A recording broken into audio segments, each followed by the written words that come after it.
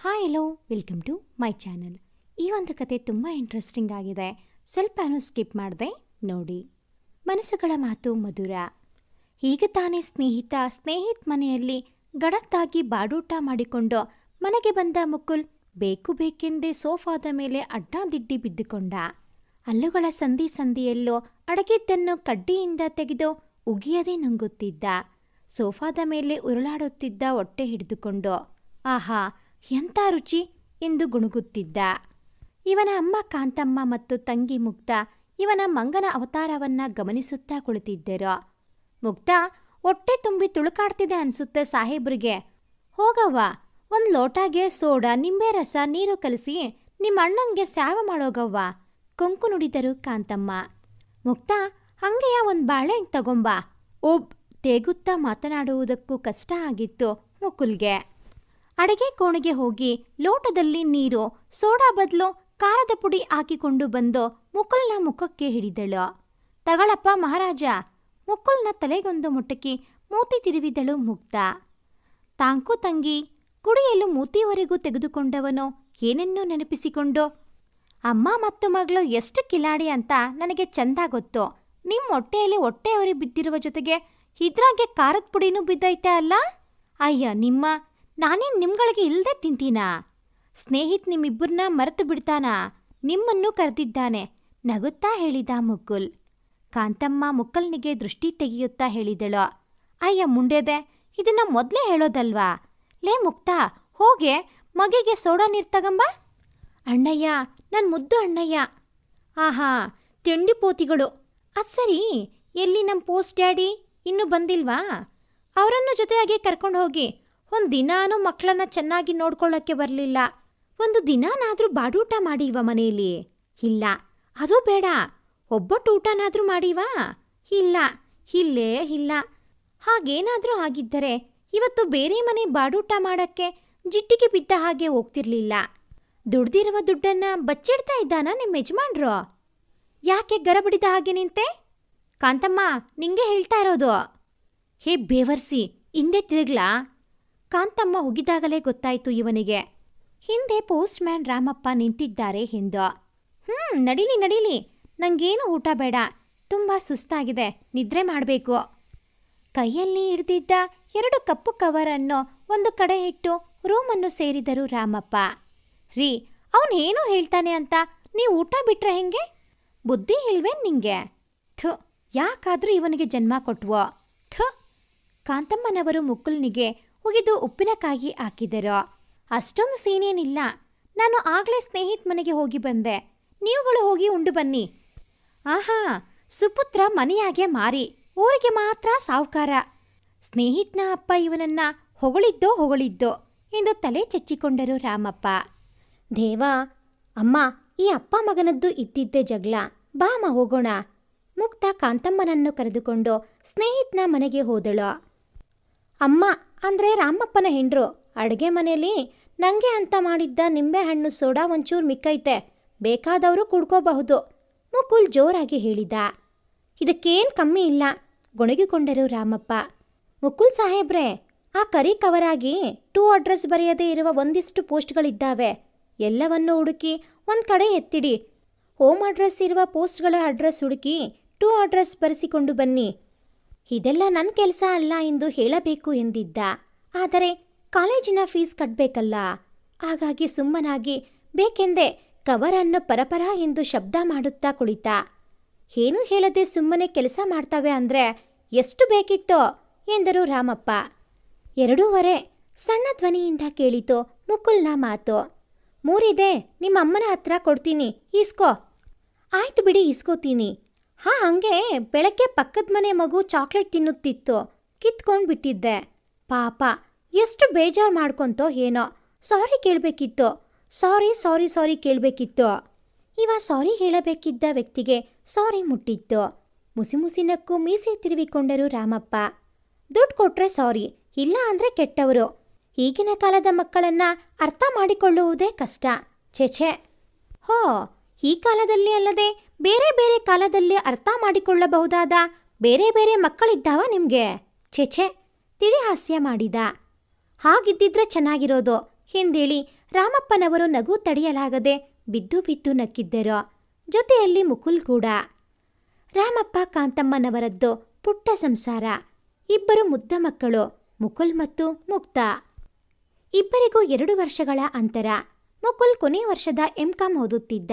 ಮುಕ್ತಾ ಕೊನೆಯ ವರ್ಷದ ಬಿಕಾಂ ಓದುತ್ತಿದ್ದಳು. ನಮ್ಮ ಕಥಾನಾಯಕ ಮುಕುಲ್ನಿಗೆ ತಾನೊಬ್ಬ ದೊಡ್ಡ ಶ್ರೀಮಂತನಂತಾಗಬೇಕು ಎಂಬ ಆಸೆ. ಇವನ ಸ್ನೇಹಿತ್ ಶ್ರೀಮಂತ ಕುಟುಂಬದವನು. ಇವರಿಬ್ಬರೂ ಫ್ರೆಂಡ್ಸ್ ಆಗಲು ಖಂಡಿತವಾಗಿಯೂ ಹೃದಯ ಶ್ರೀಮಂತಿಕೆ ಮಾತ್ರ ಕಾರಣವಾಗಿತ್ತು. ಸ್ನೇಹಿತನಂತೆಯೇ ತಾನು ರಾಯಲ್ ಆಗಿ ಜೀವನ ನಡೆಸಬೇಕೆಂಬ ಹುಚ್ಚು ಕನಸು ಮುಕುಲ್ನದು. ಆದರೆ ಪ್ರತಿ ನಾಣ್ಯವನ್ನು ಎಣಿಸಿ ಕೂಡಿಡಬೇಕಾದ ಪರಿಸ್ಥಿತಿ ಮನೆಯಲ್ಲಿ. ನನ್ನಪ್ಪ ರಾಮಪ್ಪನೋ ಶ್ರೀಮಂತನಾಗಿದ್ದರೆ ರಾಯಲ್ ಆಗಿ ಜೀವನ ನಡೆಸಬಹುದಿತ್ತು ಎಂಬ ಸಿಟ್ಟು. ಆದರೆ ರಾಮಪ್ಪ ಸಾಮಾನ್ಯ ಪೋಸ್ಟ್ ಮ್ಯಾನ್. ಇದಕ್ಕೆ ರಾಮಪ್ಪನನ್ನು ಕಂಡರೆ ಒಮ್ಮೊಮ್ಮೆ ಸಿಡಿಕು ಈ ರಾಯಲ್ ಹುಡುಗನಿಗೆ. ಆದರೆ ಅಪ್ಪನ ಮೇಲೆ ಪ್ರೀತಿ ಇರೋದು ರಾಯಲ್ನಷ್ಟೇ, ಸಿಕ್ಕಾಪಟ್ಟೆ ಹೆವಿ ಲವ್ವು. ಇವನ ಅಮ್ಮ ಮತ್ತು ತಂಗಿ ಇಬ್ಬರನ್ನೂ ರೇಗಿಸುವುದರಲ್ಲೇ ತುಂಬ ನೆಮ್ಮದಿ ಕಾಣುವ ಹುಡುಗ. ಅಂದುಕೊಂಡಿರುವುದೇ ಬೇರೆ, ಆದರೆ ಆಗಿರುವುದೇ ಬೇರೆ. ಮುಂದೊಂದು ದಿನ ರಾಯಲ್ ಆಗಿ ಬದುಕಬೇಕೆಂಬ ಛಲ ಕೂಡ ರಾಮಪ್ಪನ ಮೇಲಿದ್ದ ಪ್ರೀತಿಯಷ್ಟೇ ಜಾಸ್ತಿ ಇತ್ತು. ಹೋಯ್ ಮುಕುಲ್, ನಿನಗೊಂದು ಗುಡ್ ನ್ಯೂಸ್, ಸ್ನೇಹಿತ್ ಮುಕುಲ್ನ ಹೆಗಲ ಮೇಲೆ ಕೈ ಹಾಕಿ ಹೇಳಿದ. ಕಂಗ್ರಾಟ್ಸ್ ಮಗ. ಥ್ಯಾಂಕ್ ಯು ಮಚ್ಚಿ. ಏನು ಆ ಗುಡ್ ನ್ಯೂಸ್? ಅದು ನಾನೊಂದು ಹುಡುಗಿನ ಲವ್ ಮಾಡ್ತಾ ಇದ್ದೆ ಅಂದಿದ್ದೆ. ಆ ಹುಡುಗಿ ಒಪ್ಕೊಂಡ್ಬಿಟ್ಲು. ಎಷ್ಟು ಖುಷಿ ಆಗ್ತಾ ಇದೆ ಗೊತ್ತಾ? ಖುಷಿಯಲ್ಲಿ ಮುಕುಲ್ನಿಗೆ ಮುತ್ತು ಕೊಟ್ಟಿದ್ದ. ಮುಕುಲ್ನಿಗೆ ಅಷ್ಟೇನು ಖುಷಿಯಾಗಲಿಲ್ಲ. ಓ ಹೌದಾ, ಬಿಡು ಮಚ್ಚ, ಆ ಹುಡುಗಿ ತುಂಬ ಅದೃಷ್ಟ ಮಾಡಿದ್ದಾಳೆ. ಅಷ್ಟು ದೊಡ್ಡ ಬಂಗಲೆ, ಆಳು ಕಾಳು ಜೊತೆಗೆ ನಿನ್ನ ಹಾಗೆ ಒಳ್ಳೆ ಗುಣ ಇರುವ ಹುಡುಗ ಸಿಕ್ಕಿರೋದು ಆ ಹುಡುಗಿ ಪುಣ್ಯ ತೆಗಿತೀನಿ. ನೀನು ಬೇಜಾರು ಮಾಡಿಕೊಳ್ಳಲ್ಲ ಅಂದರೆ ಒಂದೇ ಒಂದು ವಿಷಯ ಹೇಳ್ತೀನಿ. ಅದು ನನ್ನ ತಂಗಿ ಮುಕ್ತಾನ ನಿನಗೆ ಕೊಟ್ಟು ಮದುವೆ ಮಾಡೋಣ ಎಂದುಕೊಂಡಿದ್ದೆ. ಆದರೆ ಅವಳು ಅಷ್ಟೊಂದು ಅದೃಷ್ಟ ಮಾಡಿಲ್ಲ ಅನಿಸುತ್ತೆ. ಯಾಕೋ ತುಂಬ ತಲೆನೋವು. ನೀನು ಕಾಲೇಜಿಗೆ ಹೋಗು, ನಾನು ಮನೆಗೆ ಹೋಗ್ತೀನಿ. ಸ್ನೇಹಿತನಿಗೆ ಮಾತನಾಡಲು ಅವಕಾಶ ಕೊಡದೆ ಹ್ಯಾಪ್ ಮೊರೆ ಹಾಕಿಕೊಂಡು ಮನೆಗೆ ಹಿಂತಿರುಗಿದೆ. ಅಯ್ಯೋ ಆ ಥರಗೆಟ್ಟ ಆಂಜನೇಯ, ಆ ಅದೃಷ್ಟವಂತೆ ನಿನ್ನ ತಂಗಿನೇ. ತಾಳ್ಮೆನೇ ಇಲ್ಲ ನಮ್ಮ ಭಾವಂಗೆ. ತಲೆ ಚೆಚ್ಚಿಕೊಂಡ. ದೂರದಲ್ಲೇ ನಿಂತು ನೋಡುತ್ತಿದ್ದ ಮುಕ್ತ ಅಣ್ಣ ಹೋಗಿದ್ದನ್ನು ನೋಡಿ ಸ್ನೇಹಿತ್ ಹತ್ತಿರ ಬಂದು ನಿಂತಳು. ಸ್ನೇಹಿತ್, ಅಣ್ಣನಿಗೆ ಹೇಳಿದ್ಯಾ? ಅವನು ಏನು ಹೇಳಿದ? ಒಪ್ಪಿಕೊಂಡ? ನಮ್ಮ ಲವ್ ಸಕ್ಸಸ್ಸಾ? Full success. 100 ಜನ್ಮಕ್ಕೂ ನೀನೇ ನನಗೆ ಗ್ಯಾರಂಟಿ. ಮುಕ್ತಾಳನ್ನು ಗರಗರ ತಿರುಗಿಸಿದ. ಮುಕ್ತ ತುಂಬ ಖುಷಿಪಟ್ಟಳು. ಇದೇ ಖುಷಿಯಲ್ಲಿ ಸ್ನೇಹಿತ್ ಮುಕ್ತಾಳ ಬೆರಳಿಗೆ ಬೆಲೆ ಬಾಳುವ ಉಂಗುರವನ್ನು ತೊಡಿಸಿದ. ಮುಕ್ತ ಅದಕ್ಕಿಂತ ಹೆಚ್ಚು ಬೆಲೆ ಬಾಳುವ ಹೂಮುತ್ತೊಂದನ್ನು ಸ್ನೇಹಿತನ ಹಣೆಗೆ ಪೋಣಿಸಿದಳು. ತಂಗಿಗೆ ಹುಡುಕಿದ್ದ ಹುಡುಗನು ಎಂಗೇಜ್ ಆಗಿದ್ದ ಫೀಲ್ನಲ್ಲಿ ಮುಕುಲ್ ರಾಮಪ್ಪನನ್ನೇ ಕೊಟ್ಟ ಕೆಲಸವನ್ನು ಮಾಡಲು ಮುಂದಾದ. ಫ್ರಮ್ ಅಡ್ರೆಸ್ ಬರೆದು ಟು ಅಡ್ರೆಸ್ ಬರೆಯದೇ ಇರುವ ಎಷ್ಟೋ ಪತ್ರಗಳು ಸಿಕ್ಕವು. ಎಲ್ಲವೂ ಬಣ್ಣ ಬಣ್ಣದ ಭಾಗದಗಳು. ಒಂದೊಂದು ಪತ್ರವನ್ನು ಸುಂದರವಾಗಿ ಕಣ್ಕುಕ್ಕುವಂತೆ ಅಲಂಕರಿಸಿದ್ದರು. ಅವುಗಳಿಗೆ ಆಕರ್ಷಿತನಾಗಿ ಒಂದು ಕಡೆ ಎತ್ತಿಟ್ಟುಕೊಂಡ. ಸುಮಾರು 4 ಪತ್ರಗಳು. ಫ್ರಮ್ ಸ್ವಪ್ನ, ನಿನ್ನ ಹೃದಯಕ್ಕೆ. ಟು, ನಿನಗಾಗಿ ನನ್ನ ಹೃದಯ. ವಿಷಯ, ಕನಸುಗಳ ಮನಸ್ಸುಗಳ ಮಿಡಿತ. ನನ್ನೀ ಜೀವನದ ಪ್ರತಿ ಹೆಜ್ಜೆ ಗೆಜ್ಜೆ. ಏನೇನು ಬರ್ತಿದ್ಯಲ್ಲ ಇದರಲ್ಲಿ. ಪತ್ರವನ್ನು ಓದುತ್ತಿದ್ದ ಮುಕುಲ್ ತಲೆ ಕೆರೆದುಕೊಂಡ. ಇವನಿಗೆ ತಲೆ ಬುಡ ಏನೂ ಅರ್ಥವಾಗಲಿಲ್ಲ. ಬೇರೆಯವರ ಪತ್ರ ಓದುವುದು ತಪ್ಪು ಎಂದುಕೊಂಡು ಅದನ್ನು ಅಲ್ಲೇ ಎಸೆದು ಹೊರನಡೆದ. ನನ್ನೀ ಭಾವನೆಗಳಿಗೆ ಬಣ್ಣದ ರೂಪವನ್ನಿಟ್ಟು ಬರೆದ ಪತ್ರವನ್ನು ಯಾರೋ ಓದಿದಂತೆ ಅನುಭವ. ಅವನೇ ನನ್ನವನಿರಬೇಕು. ನಾನು ಬರೆದ ಪತ್ರಗಳು ಬರೀ ಪತ್ರಗಳಲ್ಲಿ ನನ್ನ ಮನದ ಭಾವನೆಗಳು.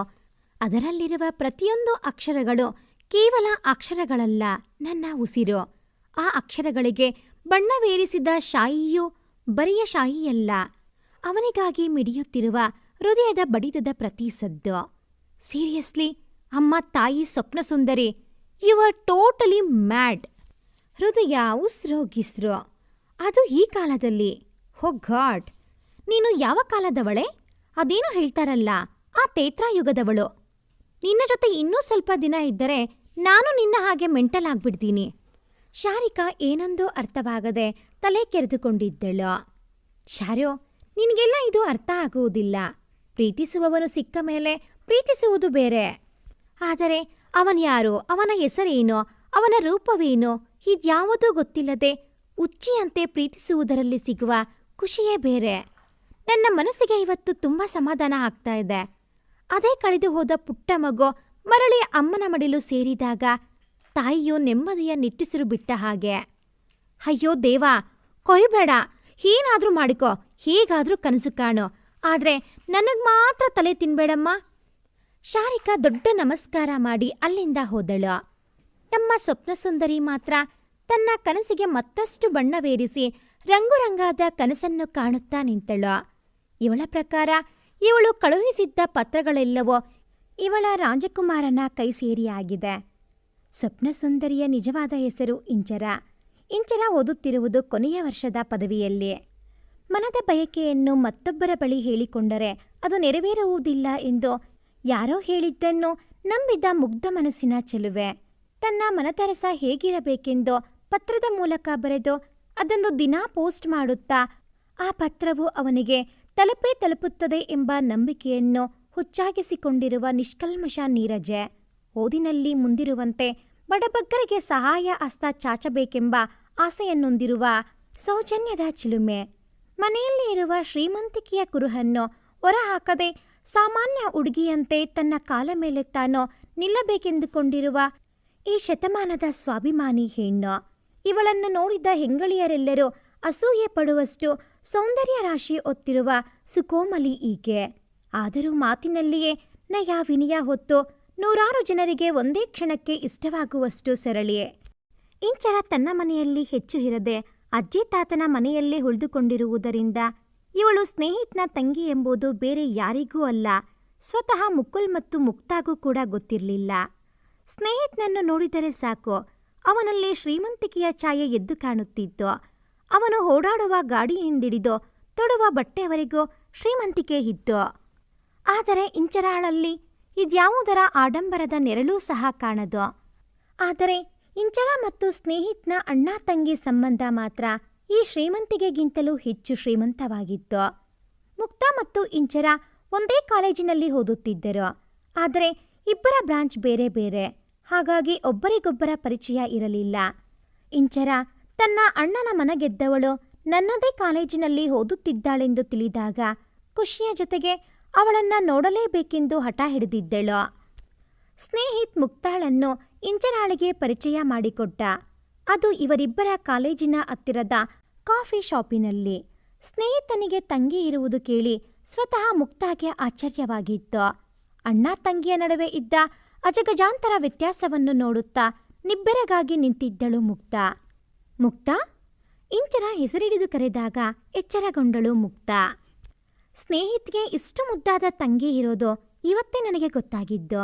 ಇಂಚರ, ನೀನು ತುಂಬಾ ಮುದ್ದಾಗಿದ್ದೀಯಾ. ನಿನಗೂ ನಿನ್ನ ಅಣ್ಣನಿಗೂ ತುಂಬಾ ವ್ಯತ್ಯಾಸ. ಅವಳನ್ನೇ ನೋಡುತ್ತಾ ಹೇಳಿದಳು ಮುಕ್ತಾ. ಇವಳ ಮಾತಿಗೆ ಏನನ್ನೂ ಹೇಳದೆ ನಕ್ಕು, ಯಾವಾಗಲೂ ಹುಡುಗಿಯರೆಂದರೆ ಮಾರು ದೂರ ಹೋಗುತ್ತಿದ್ದ ಅಣ್ಣನಿಗೆ ಇಷ್ಟೊಂದು ಸುಂದರವಾದ ಗರ್ಲ್ ಫ್ರೆಂಡ್ ಇರೋದು ನನಗೂ ಇವತ್ತೇ ಗೊತ್ತಾಗಿದ್ದು. ಏನೇ ಆಗ್ಲಿ, ಮುಕ್ತಾ ನನಗೆ ಇಷ್ಟ ಆದ್ಲು. ಒಂದೇ ಮಾತಿಗೆ ಸಮ್ಮತಿಸಿದಳು ಇಂಚರ. ಇಷ್ಟು ಬೇಗ ಡಿಸೈಡ್ ಮಾಡ್ಬಿಟ್ಯಾ ಇಂಚು?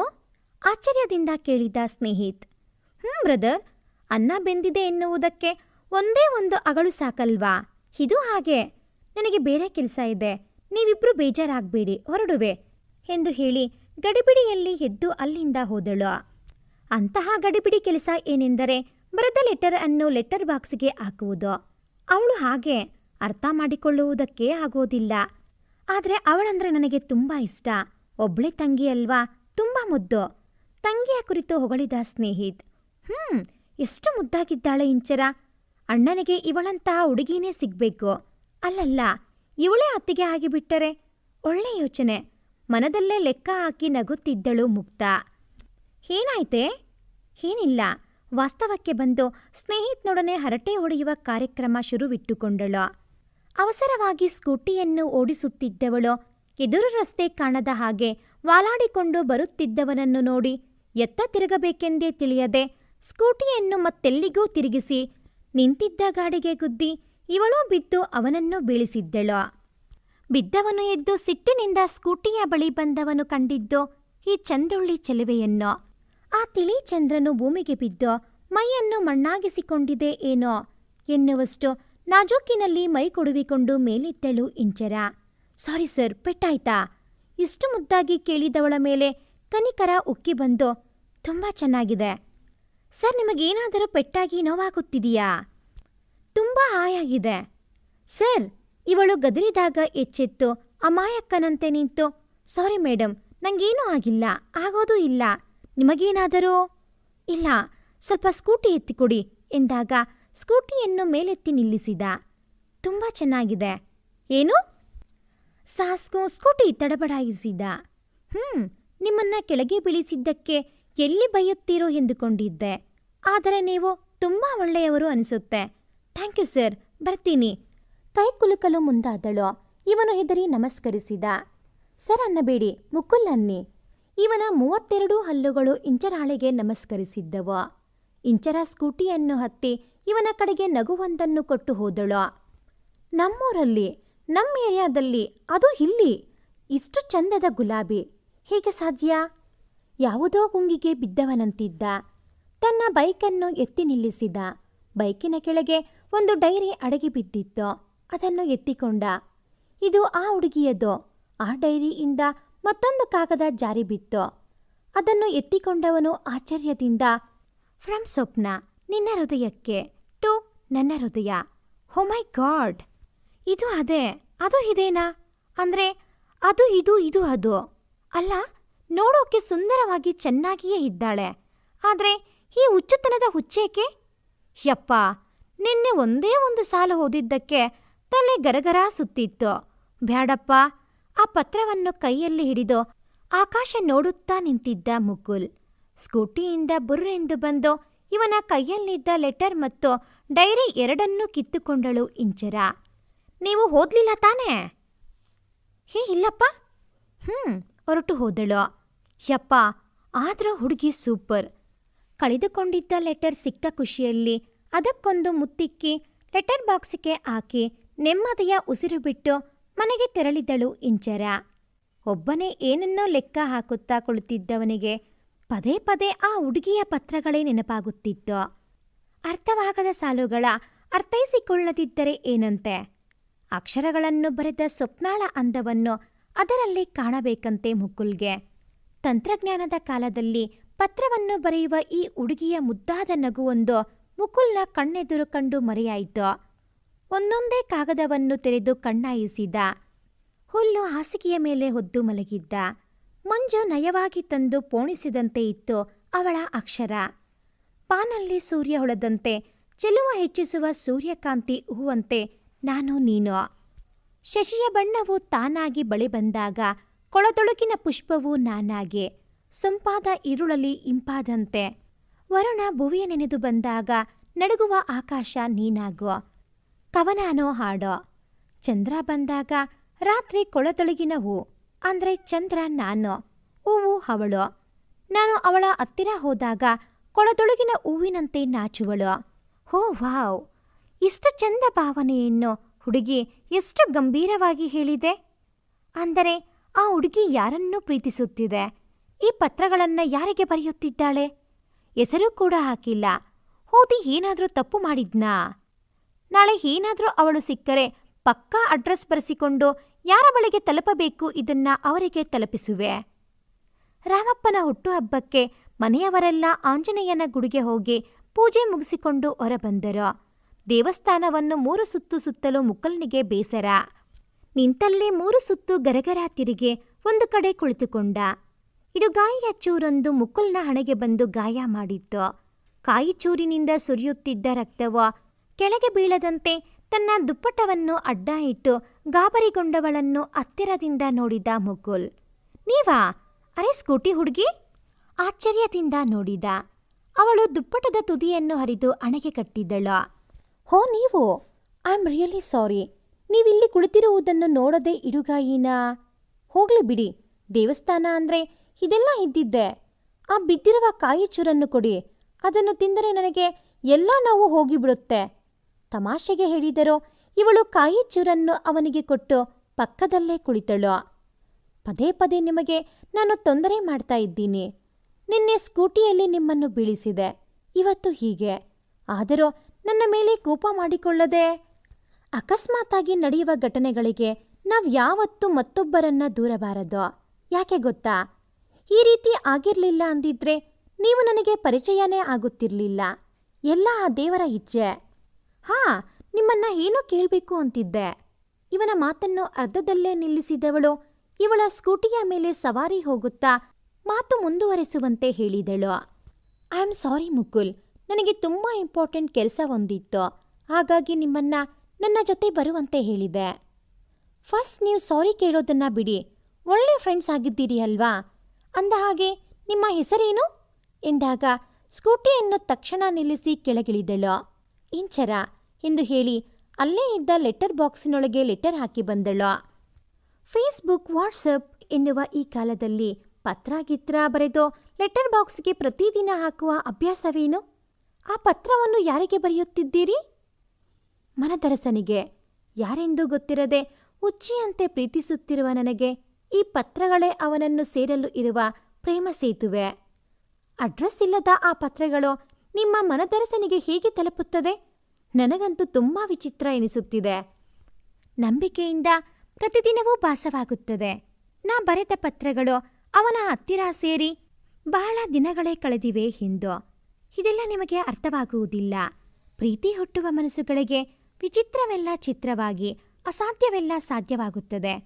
ನೀವು ಯಾರನ್ನಾದರೂ ಪ್ರೀತಿಸಿದ್ದರೆ ನಾನು ಹೇಳುವುದು ಇಷ್ಟು ಹೊತ್ತಿಗೆ ಅರ್ಥವಾಗಿರುತ್ತಿತ್ತು. ಜಾಸ್ತಿ ತಲೆ ಕೆಡಿಸಿಕೊಳ್ಳಬೇಡಿ. ನಾನು ಇರುವುದೇ ಹೀಗೆ. ಎಲ್ಲರೂ ನನ್ನ ಹುಚ್ಚಿ ಎಂದುಕೊಳ್ಳುತ್ತಾರೆ. ನೀವು ನನ್ನ ಹೇಗೆ ಬೇಕಾದರೂ ಅರ್ಥೈಸಿಕೊಳ್ಳಿ, ನನಗದು ಬೇಕಾಗಿಲ್ಲ. ಇವತ್ತಲ್ಲ ನಾಳೆ ನನಗೂ ನನ್ನರಸನಿಂದ ಪ್ರತ್ಯುತ್ತರದ ಪತ್ರ ಬಂದೇ ಬರುತ್ತದೆ ಎಂಬ ವಿಶ್ವಾಸ ಇದೆ. ಅಯ್ಯೋ, ಇದನ್ನೆಲ್ಲ ನಾನು ನಿಮಗೆ ಹೇಳ್ತಾ ಬೋರ್ ಮಾಡ್ತಾ ಇದ್ದೀನಿ. I am sorry. ಇವಳ ಮಾತುಗಳಿಂದ ಮುಕುಲ್ನಿಗೆ ತಲೆ ಸುತ್ತು ಬರುತ್ತಿತ್ತು. ಇವಳು ಏನು ಹೇಳಿದಳೋ ಅವೆಲ್ಲವೂ ತಲೆಯೊಳಗೆ ಗಿರಿಕಿ ಹೊಡೆಯುತ್ತಿತ್ತು. ಇವಳ ಪ್ರತಿಯೊಂದು ಮಾತುಗಳು. ಮುಕುಲ್ ಎಂದು ಇಂಚರ ಎಷ್ಟು ಬಾರಿ ಕೂಗಿದರೋ ಕೇಳಿಸದವನಂತೆ ನಿಂತಿದ್ದವನನ್ನು ಅಲ್ಲೇ ಬಿಟ್ಟು ಸ್ಕೂಟಿ ಹಿಡಿದು ಹೊರಟು ಹೋಗಿದ್ದಳು ಇಂಚರ. ಇವನನ್ನು ದೇವಸ್ಥಾನದಿಂದ ಹುಡುಗಿಕೊಂಡು ಬಂದಿದ್ದ ರಾಮಪ್ಪ ಬೆನ್ನಿಗೊಂದು ಬಾರಿಸಿದರೋ ಹಾಗೇ ಇದ್ದವನನ್ನು ನೋಡಿ ಅಲ್ಲೇ ನಿಂತಿದ್ದ ತಳ್ಳುವ ಗಾಡಿಯ ಮೇಲೆ ಮಲಗಿಸಿ ಮನೆಗೆ ಕರೆದುಕೊಂಡು ಬಂದಿದ್ದರು. ಮಗನ ಈ ಅವಸ್ಥೆಯನ್ನು ನೋಡಿ ಭಯಗೊಂಡಿದ್ದ ಕಾಂತಮ್ಮ ದೃಷ್ಟಿಗಿಷ್ಟಿ ತೆಗೆದು ರಕ್ತ ನೀರು ಮಾಡಿ ಬಾಗಿಲಿನ ಮುಂದೆ ಅಡ್ಡ ಸುರಿದು ಬಂದರು. ಯಾರು ಏನ್ ಮಾಡಿಯವರೋ ಇವನಿಗೆ? ಕಣ್ ಮೇಲ್ ಬಿಟ್ಕೊಂಡು ಹೆಂಗ್ ಮನಕ್ಕಂಡವನೇ ನೋಡ್ರಿ, ಗೋಳಾಡುತ್ತಿದ್ದರು ಕಾಂತಮ್ಮ. ಸುಮ್ನಿರೆ, ಈಗ ನೋಡು ಹೇಗೆ ಮಾಡ್ತೀನಿ ಅಂತ. ಮಗ, ನನ್ ಸೊಸೆ ಯಾರ್ಲಾ?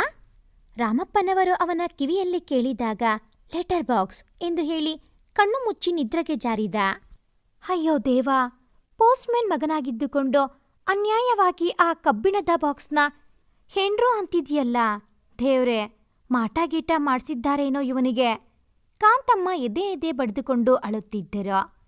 ಸಾಕ್ ಸುಮ್ನಿರೆ, ಗದರಿದಾಗ ರಾಮಪ್ಪ ತೆಪ್ಪಗಾದರು ಕಾಂತಮ್ಮ. ರಾತ್ರಿ ಒತ್ತಲದ ಹೊತ್ತಿನಲ್ಲಿ ಎದ್ದು ಎತ್ತಿಟ್ಟಿದ್ದ ಕಾಗದಗಳನ್ನು ತೆಗೆದುಕೊಂಡು ಕುಳಿತ. ಆ ಕಾಗದಗಳ ಮೇಲೆ ಬ್ಯಾಟರಿಯ ಬೆಳಕನ್ನು ಬಿಡುತ್ತಾ ಪ್ರತಿಯೊಂದನ್ನು ಹಿಡಿದು ಹೋದಿದೆ. ಅವಳು ಹೇಳಿದ್ದು ಸರಿಯೇ. ವಿಚಿತ್ರ ಎನಿಸಿದ್ದು ಚಿತ್ರವಾಗುತ್ತದೆ, ಅಸಾಧ್ಯಗಳು ಸಾಧ್ಯವಾಗುತ್ತದೆ. ಆ ಕಾಗದಗಳಲ್ಲಿ ಬರೆದಿರುವ ಅಕ್ಷರಗಳು ಅವಳ ಮನದಾಳದ ಬಯಕೆಗಳು. ಅವಳು ನಂಬಿರುವಂತೆ ಮನದರಸನ ಹತ್ತಿರ ಪತ್ರಗಳು ಸೇರಿವೆಯಂತೆ. ಅಂದರೆ ಈ ಪತ್ರಗಳು ನನ್ನ ಹತ್ತಿರ, ನಾನೇ ಅವಳ ಮನದರಸನ. ಯಾರ ಬಳಿಗೂ ಹೋಗದೆ ನನ್ನ ಹತ್ತಿರವೇ ಈ ಪತ್ರಗಳು ಬಂದು ಸೇರಿದ್ದು ಯಾಕೆ? ಇಷ್ಟು ದಿನಗಳು ಯಾರೂ ಹಿಂದೂ ಗೊತ್ತಿರದ ಆ ಹುಡುಗಿ ನಿನ್ನೆಯಿಂದ ಎಡವಿದರೂ ಕಣ್ಣ ಮುಂದೆ ಅವಳೇ ಇರುತ್ತಾಳಲ್ಲ. ಇದೆಲ್ಲವೂ ನಾನು ಅವಳು ಸೇರಬೇಕೆಂಬುದರ ಆ ವಿಧಿಯ ಸಂಕೇತಗಳ. ಅವಳು ಯಾರು ಎಂದು ನನಗೆ ಗೊತ್ತಿಲ್ಲ. ಸ್ಕೂಟಿಯಿಂದ ಗುದ್ದಿ ನನ್ನ ಬೀಳಿಸಿದರೋ ಅವಳಿಗೆ ಬೈಯುವ ಮನಸ್ಸೇ ಆಗಲಿಲ್ಲ. ರಕ್ತ ಬರುವ ಹಾಗೆ ಪೆಟ್ಟಾದರೋ ಅವಳ ಮೇಲೆ ಒಂದಿಂಚು ಕೋಪವೂ ಬರಲಿಲ್ಲ. ಬಡ್ಡಿ ಮಗಂದು ನನಗೆ ಗೊತ್ತಾಗದೆ ನಂಗೆ ಲವಾಗಿದ್ಯಾ? ಅದೇ ಕನಸುಗಳ ಮನಸ್ಸುಗಳ ಮಿಡಿತವೋ ಒಂದಾಗುವ ಸಮಯ ಬಂದೇ ಬಿಡ್ತಾ. ಈ ರೇಂಜ್ಗೆ ಏನೇನೋ ಯೋಚನೆ ಮಾಡ್ತಾ ಇದ್ದೀನಲ್ಲ, ಅದು ಈ ತಡರಾತ್ರಿಯಲ್ಲಿ. ಇಂಚರ ಮುಕುಲಾಂಚಿರ, ವಾವ್ ಮಸ್ತ್. ಪತ್ರಗಳನ್ನೆಲ್ಲ ಎದೆಗಾನಿಸಿಕೊಂಡು ಮಲಗಿದ. ತಿಳಿರವಿಯ ಕಿರಣಗಳೇ, ಹೋಗಿ ಬನ್ನಿ ನನ್ನ ಅರಸನ ಗೂಡಿಗೆ. ಹೊತ್ತು ಬನ್ನಿ ಅವನ ಪ್ರೇಮ ಸಂದೇಶವ. ನಿದ್ರಿಸುತ್ತಿದ್ದವನ ಕಿವಿಯ ಬಳಿ ಓದಿದ ಪತ್ರಗಳ ಸಾಲುಗಳು ಇಂಚರಾಳ ಧ್ವನಿಯಲ್ಲಿ ಪಿಸುಗುಟ್ಟಿದಾಗ ದಕ್ಕೆಂದು ಎಚ್ಚರವಾಗಿ ಕುಳಿತ ಮುಕುಲ್ನ ಅಣೆಯೆಲ್ಲ ಬೆವರು. ಬೆಚ್ಚಿಬಿದ್ದವನಂತೆ ಸೀದಾ ಬಚ್ಚಲು ಮನೆಗೆ ಹೋಗಿ ತನ್ನ ಶಿರದಿಂದ ಪಾದದವರೆಗೂ ತಣ್ಣೀರನ್ನು ಸಿರಿಸಿಕೊಂಡು ಅಲ್ಲೇ ಕುಳಿತು ಬಿಟ್ಟಿದ್ದ. ಬಾಗಿಲಿಗೆ ರಂಗೋಲೆ ಬಿಟ್ಟು ಹೊಳಬಂದ ಕಾಂತಮ್ಮ ಬಚ್ಚಲ ಮನೆಯಲ್ಲಿ ಕುಳಿತು ನಿದ್ರಿಸುತ್ತಿದ್ದ ಮಗನನ್ನು ನೋಡಿ ಮನೆಯ ಹಂಚು ಎಗರಿ ಹೋಗುವಷ್ಟು ಜೋರಾಗಿ ಕಿರ್ಚಿಕೊಂಡಿದ್ದರು. ಹೆದರಿದ್ದ ಕಾಂತಮ್ಮ ಪಟ್ಟು ಬಿಡದೆ ಮಗನನ್ನು ದುರ್ಗಮ್ಮನ ಗುಡಿಗೆ ಕರೆದುಕೊಂಡು ಹೋಗಿ ತಾಯಿತವನ್ನು ಕಟ್ಟಿಸಿ ಮನೆಗೆ ಕರೆದುಕೊಂಡು ಬಂದಿದ್ದರು. ಲೋ ಮಗನೇ, ಯಾರು ನಿನಗೆ ಈ ಸ್ಥಿತಿಗೆ ತಂದಿದ್ದು? ಯಾರು ಏನ್ ಮಾಡಿದ್ರು ಹೇಳು ಮುಕುಲ್. ಕಾಂತಮ್ಮ ಅಳುವುದನ್ನು ನಿಲ್ಲಿಸಿರಲಿಲ್ಲ. ಸ್ವಪ್ನ, ನನ್ನ ಮನಧರಿಸಿ ಸ್ವಪ್ನ ಅಲ್ಲಿಂದ ಎದ್ದು ಹೋದ. ಹೇ ಕಾಂತ, ಅವನಿಗೆ ದೆವ್ವಾಭೂತ ಏನೂ ಹಿಡಿದಿಲ್ಲ. ಮನೆಗೆ ಬರುತ್ತಿರುವ ಸೊಸೆಯ ಸಂಕೇತಗಳು ಇವೆಲ್ಲ. ರಾಮಪ್ಪ ನಗುತ್ತಾ ಹೇಳಿದರು. ಮಗನನ್ನು ಅರ್ಥ ಮಾಡಿಕೊಳ್ಳುವಲ್ಲಿ ಇವರು ಎಂದೆಂದಿಗೂ ಜೈ. ಏನ್ರಿ ಹಂಗ? ನಿಜಾನಾ? ಒಳ್ಳೇದೇ ಆಯ್ತು. ಕಾಂತಮ್ಮ ನಾಚುತ್ತಾ ಅಡಿಗೆ ಕೋಣೆ ಸೇರಿದಳು. ಸೊಸೆ ಬರ್ತಾಳೆ ಅಂದ್ರೆ ಇವಳಾಕೆ ನಾಚಿಕೊಂಡು? ಕರ್ಮ ಕರ್ಮ. ರಾಮಪ್ಪ ಪೋಸ್ಟ್ ಆಫೀಸ್ನತ್ತ ಹೊರಟರು. ರೀ, ಲೆಟರ್ ಬಾಕ್ಸ್. ಎದುರು ಸ್ಕೂಟಿಯಲ್ಲಿ ಹೋಗುತ್ತಿದ್ದವಳನ್ನು ಕೂಗಿದ. ಸ್ಕೂಟಿ ನಿಲ್ಲಿಸಿದವಳು ಹಿಂದೆ ತಿರುಗಿ ಮುಕುಲ್ನನ್ನು ನೋಡಿ ಹಿಂತಿರುಗಿ ಬಂದಳು. ಏನ್ರಿ ಲೆಟರ್ ಬಾಕ್ಸ್? ಲೆಟರ್ ಹಾಕೋಕೆ ಹೋಗ್ತಾ ಇದ್ದೀರಾ? ಇಲ್ಲಪ್ಪ, ಆಗ್ಲೇ ಪೋಸ್ಟ್ ಹಾಕಿ ವಾಪಸ್ ಮನೆಗೆ ಹೋಗ್ತಾ ಇದ್ದೆ. ಹೋ ಹಾಗಾ? ಬನ್ನಿ, ಅಲ್ಲಿ ಚುರುಮುರಿ ಚೆನ್ನಾಗಿ ಮಾಡ್ತಾರೆ. ಮುಕುಲ್ ಭಯದಿಂದಲೇ ಕೇಳಿದ. ಒಂದೂ ಮಾತನಾಡದೆ ಚುರುಮುರಿ ತಿನ್ನಲು ಒಪ್ಪಿದಳು. ಖಾರ ಸ್ವಲ್ಪ ಜಾಸ್ತಿ ಇದ್ರೂ ಚುರುಮುರಿ ಮಾತ್ರ ತುಂಬ ಚೆನ್ನಾಗಿದೆ. ನನಗೆ ಚುರುಮುರಿ ಅಂದರೆ ಇಷ್ಟ ಎಂದಳು ಇಂಚರ. ನನಗೂ ಅಷ್ಟೇ. ಅದು ನಿಮ್ಮ ಮನದರಸ ಸಿಗುತ್ತಾನೆ ಅಂತ ನೀವು ಇಷ್ಟೊಂದು ನಂಬಿದ್ದೀರಲ್ಲ, ಅದು ಹೇಗೆ? ಇದು ತುಂಬ ವೈಯಕ್ತಿಕ ಎಂದರೆ ಹೇಳಬೇಡಿ. ಈಗ ನೀವು ದೇವಸ್ಥಾನಕ್ಕೆ ಹೋಗಿ ಹರಕೆ ಹೊತ್ತು ಕಾಣಿಕೆ ಹುಂಡಿಗೆ ದುಡ್ಡು ಹಾಕಿ ಆ ದೇವರನ್ನ ನಂಬುತ್ತೀರಲ್ಲ, ಹಾಗೇ ಇದು. ಅವನು ಸಿಗ್ತಾನೆ, ಸಿಕ್ಕೇ ಸಿಗ್ತಾನೆ. ಒಂದಲ್ಲ ಒಂದು ದಿನ ಪ್ರತ್ಯುತ್ತರ ಬಂದೇ ಬರುತ್ತೆ. ನಾನು ನನ್ನ ಮನದರಸನೊಡನೆ 100 ಕಾಲ ಜೀವನ ಮಾಡ್ತೀನಿ. ನೀವು ಇಷ್ಟಪಡುತ್ತಿರುವವನು ನಿಮಗೆ ಸಿಗುತ್ತಾನೋ ಇಲ್ವೋ, ಆದರೆ ನಿಮ್ಮ ಬಾಳ ಸಂಗಾತಿ ಆಗುವವನು 100 ಜನ್ಮದ ಪುಣ್ಯ ಮಾಡಿರುತ್ತಾನೆ ಬಿಡಿ. ಆದರೆ ಪಕ್ಕಾ ನಿಮ್ಮ ರಾಜಕುಮಾರ ಸಿಗ್ತಾನೆ. ಇಷ್ಟು ದಿನ ನನ್ನನ್ನು ನೋಡಿದವರು ನನ್ನ ಹುಚ್ಚಿ ಎನ್ನುತ್ತಿದ್ದರು. ನೀವೇ ಮೊದಲು ನನಗೆ ಒಳ್ಳೆಯದನ್ನ ಬಯಸಿದ್ದು.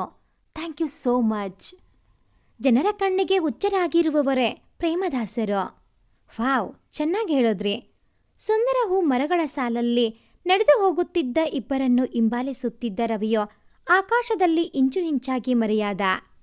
ಅಯ್ಯೋ, ನಿಮ್ಮ ಜೊತೆ ಮಾತಾಡ್ತಾ ಮಾತಾಡ್ತಾ ಟೈಮ್ ಹೋಗಿದ್ದೇ ಗೊತ್ತಾಗ್ಲಿಲ್ಲ. ನಾನು ಬರ್ತೀನಿ.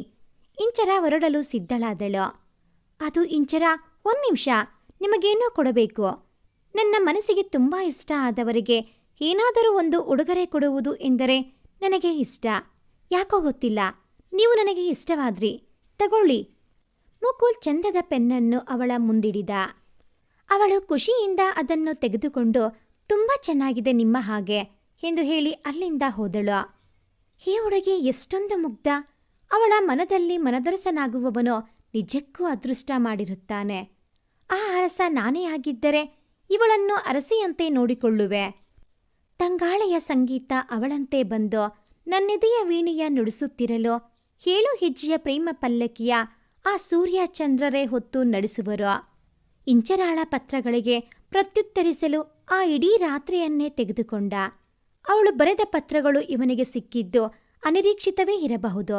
ಆದರೆ ಅದನ್ನು ಮನಸಾರೆ ಓದಿದ ಮೇಲೆ ಇಂಚರಾಳ ಮನದರಸ ನಾನೇ ಎಂದು ಬಲವಾಗಿ ನಂಬಿಕೆ ಇಟ್ಟು ಪ್ರಾಮಾಣಿಕವಾಗಿ ಅವಳನ್ನ ಪ್ರೀತಿಸುತ್ತಿದ್ದ. ಇಂಚರಾಳಿಂದ ಬರುತ್ತಿದ್ದ ಪತ್ರಗಳನ್ನ ಜೋಪಾನವಾಗಿ ಕೂಡಿಡುತ್ತಲಿದ್ದ.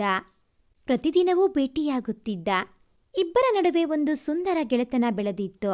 ಆದರೆ ಆ ದಿನ ಇಂಚರ ಬೇಸರದಿಂದ ಕುಳಿತಿದ್ದಳು. ಇಂಚು, ಯಾಕೆ ಹೀಗೆ ಇದ್ದೀಯಾ? ಮುಕುಲ್, ನನ್ನವನಿಗಾಗಿ ನಾನು ಬರೆದ ಪತ್ರಗಳ ಸಂಖ್ಯೆ ಹೆಚ್ಚಾಗುತ್ತಲೇ ಇದೆ. ಅವನಿರುವ ಸುಳಿವು ಹತ್ತಿರವೇ ಇದೆ ಎನಿಸುತ್ತದೆ. ಆದರೂ ಅವನು ನನಗೆ ಸಿಗುತ್ತಾನೋ ಇಲ್ಲವೋ ಎಂಬ ಭಯವೂ ಸಹ ಜಾಸ್ತಿಯಾಗುತ್ತಿದೆ. ಮೊದಲ ಬಾರಿ ಇವಳ ಕಣ್ಣೀರನ್ನು ನೋಡಿದವನಿಗೆ ಸಹಿಸಲಾಗದಷ್ಟು ನೋವಾಯಿತು. ಭರವಸೆ ಎಂದಿಗೂ ಕಳೆದುಕೊಳ್ಳಬೇಡ ಇಂಚು. ನಿನ್ನ ಜೊತೆ ನಾನಿದ್ದೀನಿ. ನಿನ್ನ ರಾಜಕುಮಾರ ಸಿಕ್ಕೇ ಸಿಗುವನು. ಅವನು ಇಲ್ಲೇ ಇದ್ದಾನೆ. ಅಂದರೆ ಇಲ್ಲೇ ನಿನ್ನ ಮನದಲ್ಲೇ ಇದ್ದಾನೆ. ಅವನೇ ಬಂದು ನಾನೇ ಅವನು ಎಂದು ಹೇಳಿ ಅವನೆಗಲ ಪಲ್ಲಕ್ಕಿಯ ಮೇಲೆ ಕೂರಿಸಿಕೊಳ್ಳುತ್ತಾನೆ. ನೋಡ್ತಾ ಇರೋ, ಮುಕುಲ್ ಹೇಳಿದ. ಅದೇಗೆ ಇಷ್ಟು ಕರೆಕ್ಟಾಗಿ ಹೇಳ್ತೀಯ? ನಂಬಿಕೆಯಿಂದ. ಮುಕುಲ್ ಇಂಚರಾಳ ಕಣ್ಣೀರೊರೆಸಿದ. ಅವನು ನಾನೇ ಎಂದು ಹೇಳಿದರೆ ಇವಳು ನನ್ನ ಒಪ್ಪಿಕೊಳ್ಳುತ್ತಾಳಾ? ಇಲ್ಲ ನನ್ನನ್ನು ಮೋಸಗಾರನೆಂದು ದೂರ ಮಾಡಿಕೊಳ್ಳುತ್ತಾಳಾ? ಇಂಚುನ ಒಂದು ದಿನವೂ ಬಿಟ್ಟಿರಲು ನನಗೆ ಸಾಧ್ಯವಿಲ್ಲ. ಇಂಚು ಅಲ್ಲಲ್ಲ, ನನ್ನ ಮನಧರಿಸಿ ಸ್ವಪ್ನ. ಬಿಟ್ಟಿರಲಾರದಷ್ಟು ಹತ್ತಿರವಾಗಿ ದೂರಾನೇ ಕೂರುವೆ ಏಕೆ? ಮನದಲ್ಲಿ 100 ಮಾತು ಮುಕುಲ್ನದು. ಮುಕುಲ್ ಏನನ್ನಾದರೂ ಹೇಳಿದೀಯಾ ಎಂದಾಗ ಇಲ್ಲ ಎಂದು ತಲೆಯಾಡಿಸಿದ. ಮುಕುಲ್, ನಿನಗೊಂದು ವಿಚಾರ ಹೇಳಬೇಕಿತ್ತು. ಅದು ನನಗೆ ನೀನು. ಇವಳು ಮಾತು ಮುಂದುವರೆಸುವಷ್ಟರಲ್ಲಿ ಮುಕುಲ್ನ ತಲೆಗೆ ಹಿಂದಿನಿಂದ ಹೊಡೆತ ಬಿದ್ದಿತ್ತು. ತಕ್ಷಣವೇ ಕೆಳಗೆ ಬಿದ್ದು ಅವನು ಮೂರ್ಛೆ ಹೋದ. ಹೆದರಿ ಅವನೆಡೆಗೆ ಓಡಿದವಳನ್ನು ದರದರ ಎಳೆದುಕೊಂಡು ಬಂದು ಕಪಾಳಕ್ಕೆ ಹೊಡೆದವನ ಕಣ್ಣಲ್ಲಿ ರೋಷದ ಕಿಚ್ಚಿತ್ತು. ಅಣ್ಣ, ಮಾತನಾಡಬೇಡ, ನಡಿ ಮನೆಗೆ. ಮುಕುಲ್ ಹೆಸರಿಡಿದು ಕೂಗಿದಳು. ನೆರಳಾಡಿ ಬಿದ್ದಿದ್ದವನ ಮುಖ ಸ್ಪಷ್ಟವಾಗಿ ಕಂಡಾಗ ಸ್ನೇಹಿತ್ ಕನಿಕರ ಪಡದೆ ಕೆಂಡಾಮಂಡಲವಾದ.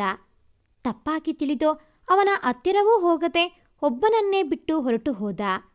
ಇತ್ತ ಮಗನು ರಾತ್ರಿ 12 ಮನೆಗೆ ಬಾರದ್ದನ್ನು ನೋಡಿ ಗಾಬರಿಯಾದ ರಾಮಪ್ಪನವರು ಊರಿನ ಗಲ್ಲಿ ಗಲ್ಲಿಯಲ್ಲಿ ತಿರುಗುತ್ತಿದ್ದರು. ಮಗ ಕಾಣದೆ ಕಂಗಾಲಾಗಿ ಕಣ್ಣಂಚಲ್ಲಿ ನೀರು ತುಂಬಿಕೊಂಡರು. ಒಂದು ಕಡೆ ನಿಂತವರಿಗೆ ದೂರದಿಂದ ಕೊರಗುವ ಧ್ವನಿಯೊಂದು ಕೇಳಿಸಿತು. ಓಡಿ ಹೋಗಿ ನೋಡಿದವರಿಗೆ ಬಿದ್ದಿದ್ದವನು ಮುಕುಲ್ನೇ ಎಂದು ಗೊತ್ತಾಯಿತು. ಅವನನ್ನು ತಮ್ಮ ಹೆಗಲ ಮೇಲೆ ಒರಗಿಸಿಕೊಂಡು ಗಾಡಿಯಲ್ಲಿ ಕೂರಿಸಿ ಆಸ್ಪತ್ರೆಗೆ ಸೇರಿಸಿದರು. ಎಚ್ಚರವಾದಾಗ ಮುಕುಲ್ನು ಅಪ್ಪನನ್ನು ತಬ್ಬಿ ಜೋರಾಗಿ ಅತ್ತಿದ್ದ. ಅಪ್ಪ ಅಪ್ಪ ಎಂದು ಇದೇ ಮೊದಲ ಬಾರಿಗೆ ಉಚ್ಚರಿಸಿದ್ದು ಮುಕುಲ್. ಯಾಕೋ, ಏನಾಯ್ತು ನಿಂಗೆ? ಯಾರು ನಿನಗೆ ಹೊಡೆದಿದ್ದು ಹೇಳು, ಕೊಚ್ಚಿ ಹಾಕ್ಬಿಡ್ತೀನಿ ಅವನನ್ನ. ಅಪ್ಪ, ನನಗೂ ಗೊತ್ತಿಲ್ಲ ಅದು. ಬನ್ನಿ ಮನೆಗೆ ಹೋಗಿ ಮಾತಾಡೋಣ, ತಲೆ ತುಂಬ ನೋವು ಬರುತ್ತಿದೆ ಎಂದಾಗ ಇಬ್ಬರೂ ಮನೆಗೆ ಹೋದರು. ಮನೆಯ ಒಂದು ಮೂಲೆಯಲ್ಲಿ ಗುಬ್ಬಚ್ಚಿಗಳಂತೆ ಕುಳಿತಿದ್ದ ಕಾಂತಮ್ಮ ಮತ್ತು ಮುಕ್ತ ಇವರನ್ನು ನೋಡಿ ನಿಟ್ಟುಸಿರು ಬಿಟ್ಟರು. ನಾನು ಅವತ್ತೇ ಹೇಳ್ದೆ, ನನ್ನ ಮಗಿ ಮೇಲೆ ಯಾವುದೋ ಕೆಟ್ಟ ದೃಷ್ಟಿ ಬಿದ್ದೈತೆ ಅಂತ. ನನ್ನ ಮಾತನ್ನ ಯಾರಾದರೂ ಕೇಳಿದ್ರಾ? ಈಗ ನೋಡಿ ಅವನ ಅವಸ್ಥೆ. ಕಾಂತ, ಮಗ ನೋವಲ್ಲಿ ಬಂದಿದ್ದಾನೆ. ಕೂರಿಸಿ ನೀರು ಕೊಡುವುದು ಬಿಟ್ಟು ಬೇಡವಾದದ್ದನ್ನ ಹೇಳ್ತೀಯಾ? ರಾಮಪ್ಪ ಗದರಿದರು. ಕಾಂತಮ್ಮ ಸುಮ್ಮನಾಗಿ ಮುಕಲ್ನಿಗೆ ಊಟ ಮಾಡಿಸಿ ಉಪಚರಿಸಿದರು. ನೋವಿದ್ದರೂ ನಿದ್ರೆ ಬರದೆ ಇಡೀ ರಾತ್ರಿ ಏನನ್ನೋ ಯೋಚಿಸುತ್ತಲೇ ಇದ್ದ. ಬೆಳಗ್ಗೆ ಎದ್ದವನು ಪಕ್ಕದಲ್ಲಿ ಅಳುತ್ತಾ ಕುಳಿತಿದ್ದ ಮುಕ್ತಾಳನ್ನು ನೋಡಿ ಗಾಬರಿಯಿಂದ ಎದ್ದು ಕುಳಿತ. ಪುಟ್ಟ, ನಂಗೇನೂ ಆಗಿಲ್ಲ, ಯಾಕೆ ಅಳ್ತಿದೀಯಾ? ಅಣ್ಣ, ಇಂಚರಾಳನ್ನು ಪ್ರೀತಿಸುತ್ತಿರುವ ವಿಷಯ ನನ್ನ ಹತ್ತಿರ ಯಾಕೆ ಹೇಳಲಿಲ್ಲ? ಮುಕ್ತ, ಇಂಚರಾಳನ್ನ ನಾನು ಪ್ರೀತಿಸುತ್ತಿರುವುದು ಅವಳಿಗೆ ಗೊತ್ತಿಲ್ಲ. ನಿನಗೆ ಹೇಗೆ ಗೊತ್ತಾಯಿತು? ಅದು ಸರಿ, ಇಂಚರ ನಿನಗೆ ಮುಂಚೆನೇ ಗೊತ್ತಾ? ಅವಳಿಗೆ ಗೊತ್ತಿಲ್ಲ ಅಂದರೆ? ಅಣ್ಣ, ನೀನು ಮತ್ತು ಇಂಚರ ಪ್ರೀತಿಸುತ್ತಿರುವುದನ್ನ ಸ್ವತಃ ಅವಳೇ ಒಪ್ಪಿಕೊಂಡಿದ್ದಾಳೆ. ಇದನ್ನ ಸ್ನೇಹಿತ್ ಹೇಳಿದ ನನಗೆ. ಏನು? ಆಶ್ಚರ್ಯದ ಜೊತೆಗೆ ಖುಷಿಯೂ ಆಯಿತು ಮುಕುಲ್ನಿಗೆ. ಸ್ನೇಹಿತ್ ಹೇಗೆ ಹೇಳಿದ? ಸ್ನೇಹಿತ್ ನಿನ್ನನ್ನು ಭೇಟಿ ಮಾಡಬೇಕು ಅಂತ ಹೊರಗಡೆ ಕಾಯುತ್ತಿದ್ದಾನೆ, ಬಾ ಮುಕ್ತ ಎಂದಾಗ ಇಬ್ಬರೂ ಹೊರಹೋದರು. ಕೆಂಡ ಕಾರುತ್ತಾ ನಿಂತಿದ್ದ ಸ್ನೇಹಿತ್ ಕಾರಿನ ಬಾಗಿಲನ್ನು ತೆಗೆದು ಇವನ ಹತ್ತಿರವೂ ನೋಡದೆ ಕಾರಲ್ಲಿ ಕುಳಿತ. ಮುಕ್ತಾಗೆ ಮುಂದೆ ಕುಳಿತುಕೊಳ್ಳುವಂತೆ ಸನ್ನೆ ಮಾಡಿದ ಸ್ನೇಹಿತ್. ಮುಕುಲ್ ಹಿಂಬದಿಯ ಸೀಟಿನಲ್ಲಿ ಕುಳಿತ. ಪಕ್ಕದಲ್ಲೇ ಕುಳಿತಿದ್ದ ಇಂಚರಾಳನ್ನು ನೋಡಿ ಮುಕುಲ್ನಿಗೆ ಖುಷಿ ಮತ್ತು ಆಶ್ಚರ್ಯ ಎರಡೂ ಒಟ್ಟಿಗೆ ಆಯಿತು. ಅದು ಇಂಚರ, ನೀನೇನು ಇಲ್ಲಿ? ಮುಕುಲ್, ಇಂಚು, ನಿನ್ನೆ ಯಾರೋ ನನ್ನ ತಲೆಗೆ ಜೋರಾಗಿ ಹೊಡೆದರೋ. ಯಾರೋ ಅಂತ ಗೊತ್ತಾಗಲಿ ಅವನ ಚರ್ಮ ಸುಲಿದು ಬಿಡ್ತೀನಿ. ಯಾರೋ ಅಂತ ಹೇಳ? ಅವನು ನನ್ನ ಅಣ್ಣ, ಇಂಚರ ಹೇಳಿದಳು. ಅಣ್ಣನ ಅವನು? ಸೀಮೆ ಸುಣ್ಣ. ಸ್ನೇಹಿತ್, ಇಬ್ಬರೂ ಸೇರಿ ಅವನಿಗೆ ಪಾಠ ಕಲಿಸೋಣ ನಡಿ. ಮುಕುಲ್, ಸ್ನೇಹಿತ್ನೇ ನನ್ನ ಅಣ್ಣ. ಮುಕುಲ್ ಕಣ್ಬಿಟ್ಟು ನೋಡಿದ. ಸ್ನೇಹಿತ್ ಕೋಪಗೊಂಡವನಂತೆ ಇದ್ದ. ನಿರ್ಜನ ಪ್ರದೇಶದಲ್ಲಿ ಕಾರು ನಿಂತಾಗ ಎಲ್ಲರೂ ಇಳಿದುಕೊಂಡರು. ತಲೆ ತಗ್ಗಿಸಿ ನಿಂತಿದ್ದ ಮುಕುಲ್ನ ಕೊರಳ ಪಟ್ಟಿ ಹಿಡಿದ ಸ್ನೇಹಿತ್, ನೀವಿಬ್ಬರೂ ಪ್ರೀತಿಸುತ್ತಿದ್ದೀರಾ? ನಿಜ ಹೇಳೋ. ಸ್ನೇಹಿತ್ನ ಪ್ರಶ್ನೆಗೆ ಉತ್ತರಿಸುವ ಮೊದಲೇ ಇಂಚರ ಇವರಿಬ್ಬರ ಮಧ್ಯೆ ಬಂದಳು. ಬಿಡು ಅವನನ್ನು. ನಿನ್ನೆ ನೀನು ಹೆದರಿಸಿ ಕೇಳಿದಾಗ ಏನು ಹೇಳಬೇಕು ಎಂದು ತಿಳಿಯದೆ ನಾವಿಬ್ಬರೂ ಪ್ರೀತಿಸುತ್ತಿದ್ದೀವಿ ಎಂದೆ. ಮುಕುಲ್ ನನಗೆ ಒಳ್ಳೆ ಸ್ನೇಹಿತ ಅಷ್ಟೇ. ನಾನು ಪ್ರೀತಿಸುತ್ತಿರುವುದೇನೋ ನಿಜ, ಆದರೆ ಅವನ್ಯಾರು ಎನ್ನುವುದು ನನಗೆ ಗೊತ್ತಿಲ್ಲ. ಇಂಚರಾಳ ಮಾತಿನಿಂದ ಮುಕುಲ್ ಕುಸಿದು ಹೋದ. ಇಂಚರ ತನ್ನ ಪ್ರೀತಿಯನ್ನ ಅರ್ಥೈಸಿಕೊಂಡಳು ಎಂದುಕೊಂಡವನಿಗೆ ಸಿಡಿಲು ಹೊಡೆದಂತೆ ಆಗಿತ್ತು. ಯಾರಿಗೂ ಗೊತ್ತಾಗದ ಹಾಗೆ ಕಣ್ಣೀರೊರೆಸಿಕೊಂಡು ನಕಲಿ ನಗುವೊಂದನ್ನು ತರಿಸಿಕೊಂಡ. ಅಬ್ಬಾ, ನಿಜಾನಾ? ಈಗ ಸಮಾಧಾನ ಆಯಿತು. ನನ್ನ ತಂಗಿನ ಅರಮನೆಯಂತಹ ಮನೆಗೆ ಸೊಸೆಯನ್ನಾಗಿ ಕಳುಹಿಸಬೇಕೆಂಬ ಆಸೆ ನನಗೆ. ನಮಗಿಂತ ಹೆಚ್ಚು ಶ್ರೀಮಂತ ಹುಡುಗನಿಗೆ ಇಂಚರಾಳನ್ನು ಕೊಟ್ಟು ಮದುವೆ ಮಾಡುವ ಕನಸು. ನಿನ್ನ ತಂಗಿನ ನನಗೆ ಕೊಟ್ಟು ಮದುವೆ ಮಾಡಬೇಕು ಅಂತ ನೀನು ಯೋಚನೆ ಮಾಡಿದ್ದೀಯಲ್ಲ, ಅದೇ ಥರ ನಾನು. ನಿನ್ನ ತಂಗಿನ ನಾನು ಪ್ರೀತಿಸಿ ಮದುವೆಯಾದರೆ ನಿನಗೆ ಎಷ್ಟು ಖುಷಿಯಾಗುತ್ತದೋ ಅದೇ ರೀತಿ ನನ್ನ ಸ್ನೇಹಿತ ಒಬ್ಬ ಇದ್ದಾನೆ. ಅವನು ದೊಡ್ಡ ಶ್ರೀಮಂತ. ಅವನು ಇಂಚರಾಳನ್ನ ಮದುವೆ ಆದರೆ ನನಗೂ ಅಷ್ಟೇ ಖುಷಿಯಾಗುತ್ತೆ. ಸ್ನೇಹಿತ್ ಒಬ್ಬನೇ ಮಾತನಾಡುತ್ತಿದ್ದ. ಉಳಿದವರು ಮೌನ ವಹಿಸಿದ್ದರು. ಹೌದು ಸ್ನೇಹಿತ್, ನೀನು ಹೇಳಿದ್ದು ನಿಜ. ಎಲ್ಲ ಅಣ್ಣಂದಿರಿಗೂ ತಮ್ಮ ತಂಗಿಯರ ಜೀವನದ ಬಗ್ಗೆ ತುಂಬ ಕಾಳಜಿ ಇರುತ್ತದೆ.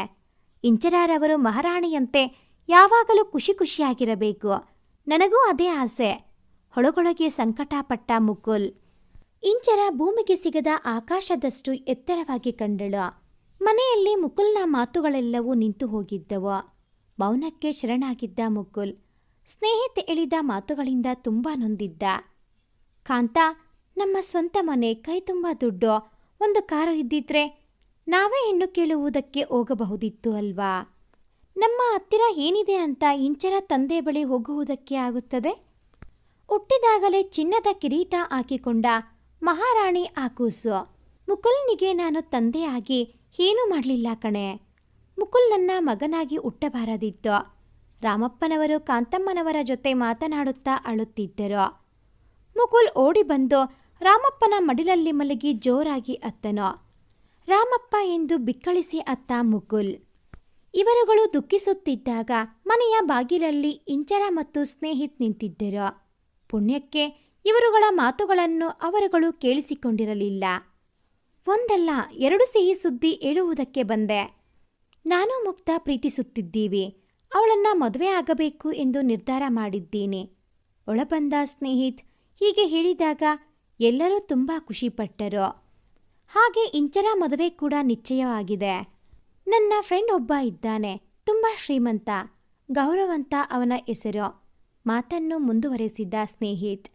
ಹೃದಯವೇ ಕಿತ್ತು ಬಂದಂತೆ ಆಗಿತ್ತು ಮುಕುಲ್ನಿಗೆ. ತುಂಬ ಒಳ್ಳೆ ಸುದ್ದಿ. ಮುಕ್ತಾಗೆ ನಿನ್ನಂತಹ ಹುಡುಗನ ನಾವು ಹುಡುಕಿದರೂ ಸಿಗುತ್ತಿರಲಿಲ್ಲ. ನಿಮ್ಮನ್ನು ನಮ್ಮ ಮನೆಯ ಅಳಿಯ ಎಂದು ಹೇಳಿಕೊಳ್ಳೋಕೆ ಹೆಮ್ಮೆ ಆಗುತ್ತೆ.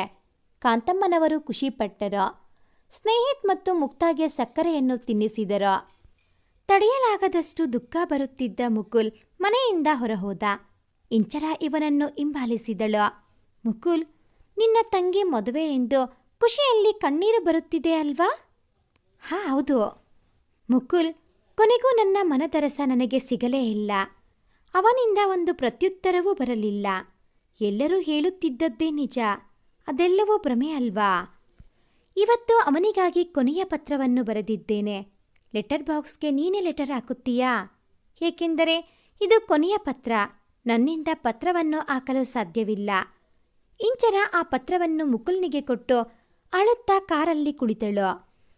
ದುಃಖದಿಂದಲೇ ಪತ್ರವನ್ನು ಹಿಡಿದವನು ಬಹುದೂರ ಒಬ್ಬನೇ ನಡೆದು ಹೋದ. ಕೊನೆಯ ಪತ್ರ ಬೇಕು, ಬಹು ತೂಕದಿಂದಿದೆ. ಕೊನೆಯ ವಿದಾಯದಂತೆ ಮನವೇಕೋ ಮಸಣದ ಗೋರಿಯಂತೆ ಮೌನವಾಗಿದೆ. ನೀ ಬರೆದ ಪತ್ರಗಳು ಹಳೆಯ ನೆನಪುಗಳಂತೆ ಸನಿಹವಾಗುತ್ತಿದೆ.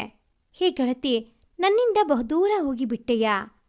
ಮುಕುಲ್ ಆ ಪತ್ರವನ್ನು ಓದದೆ ಹಾಗೆ ಎತ್ತಿಟ್ಟುಕೊಂಡ.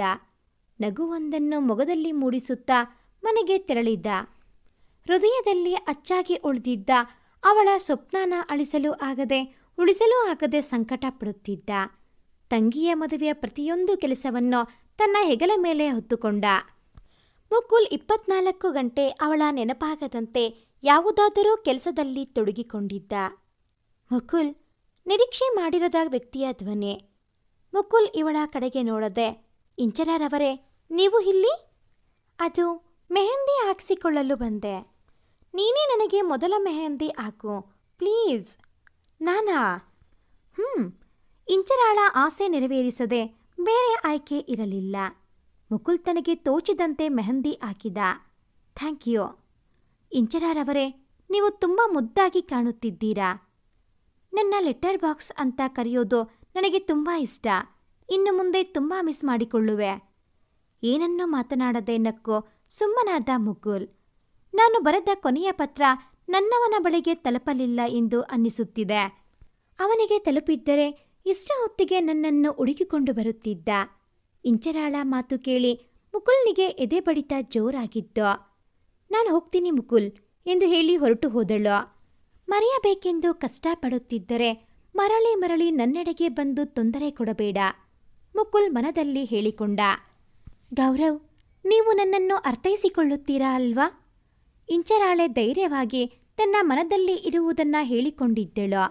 ಮದುವೆ ಗೊತ್ತುಪಡಿಸಿದ್ದ ಹುಡುಗನೊಡನೆ ಪತ್ರಗಳ ಮೂಲಕ ಪ್ರೀತಿಸಿ ಅವನು ಇಂದಲ್ಲ ನಾಳೆ ಬಂದೇ ಬರಬಹುದೆಂಬ ನಂಬಿಕೆ ಇನ್ನೂ ಹಾಗೇ ಇತ್ತು ಇಂಚರಾಳಿಗೆ. Are you mad Inchara? Letter ಅಂತೆ, ಲವ್ ಅಂತೆ. ಅವನು ಯಾರು ಅಂತಾನೋ ಗೊತ್ತಿಲ್ವಂತೆ. ಬುಲ್ಶಿಟ್. ಗೌರವ್ ಇಂಚರಾಳನ್ನು ಬೈದಿದ್ದ. Please try to understand. Shut up Inchara. ನನ್ನ ಮದುವೆ ಆದರೆ ನಿಮ್ಮ ಕಂಪನಿಗೂ ನಮ್ಮ ಕಂಪನಿಗೂ ದೊಡ್ಡ ಬಿಸ್ನೆಸ್ ಕೈ ಹಿಡಿಯುತ್ತೆ ಗೊತ್ತಾ? ಅದನ್ನ ಬಿಟ್ಟು ಹುಚ್ಚಾಟವೆಲ್ಲ ಏಕೆ? ರೇಗಿದವನು ಹೊರಟು ಹೋದ. ಇಂಚರ ಕಣ್ಣಲ್ಲಿ ನೀರು. ಹತ್ತಿರ ಬಂದ ಮುಕುಲ್ನೋ ಅವಳ ಕಣ್ಣೀರೊರೆಸಿದ. ನಂಬಿಕೆ ಎಲ್ಲವೂ ಹೊರಟು ಹೋಯಿತು ಮುಕುಲ್. ನಾನೀಗ ಕನಸುಗಳನ್ನು ಕಳೆದುಕೊಂಡಿರುವ ನಿರ್ಜೀವ. ಮದುಮಗಳು ನೀನು, ಹೀಗೆಲ್ಲ ಅಳಬಾರದು. Be happy letter box. Mukul ಸಮಾಧಾನಿಸಿದ. ಮದುವೆ ನಾಳೆ, ಇವತ್ತೇ ಅವಳ ನೆನಪುಗಳಿಂದ ಹೊರಬಂದು ಬಿಡಬೇಕು ಎಂದುಕೊಂಡು ಮುಕುಲ್ ಮನೆಗೆ ತೆರಳಿದ.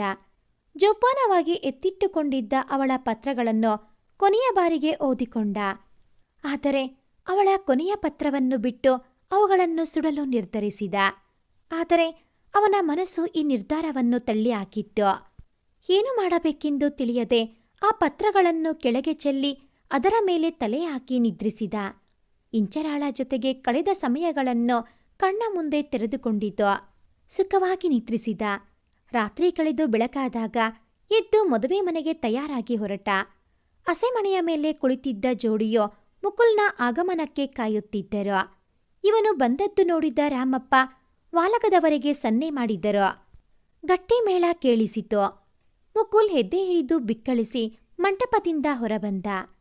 ಒಂದು ನಿಮಿಷ ಯಾಮಾರಿದ್ದರೆ ನಾನು ನನ್ನ ಮನದರಸನನ್ನು ಕಳೆದುಕೊಂಡು ಬಿಡುತ್ತಿದ್ದೆ. ಆಶ್ಚರ್ಯಗೊಂಡ ಮುಕುಲ್.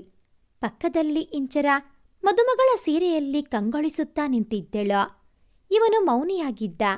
ಇವಳು ಮಾತು ಮುಂದುವರೆಸಿದಳು.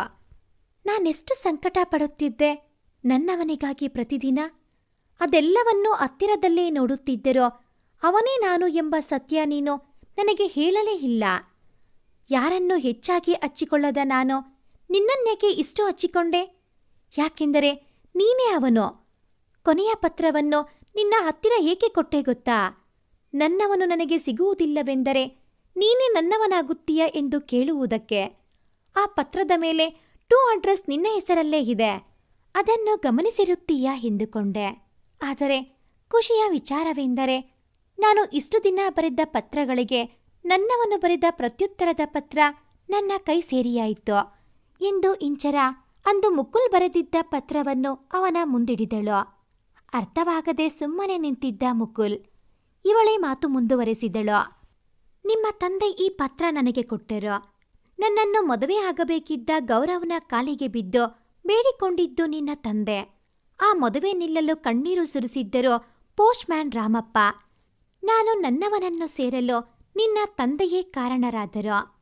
ಮುಕುಲ್, ಇನ್ನೂ ಮೌನವಾಗಿ ಏನನ್ನು ಸಾಧಿಸಬೇಕೆಂದು ತಿಳಿದಿದ್ದೀಯಾ? ನೀನು ನನ್ನನ್ನು ಪ್ರೀತಿಸುತ್ತಿಲ್ವಾ? ಇಂಚರ ಇವನನ್ನು ನೋಡುತ್ತಾ ನಿಂತಳು. ನೀನು ನನ್ನಿಂದ ದೂರ ಹೋಗಿಬಿಡುವೆ ಎಂಬ ಭಯದಲ್ಲೇ ಇಷ್ಟು ದಿನ ಕಳೆದೆ. ನಿನ್ನನ್ನು ಹುಚ್ಚನಂತೆ ಪ್ರೀತಿಸಿದವನು ನಾನು.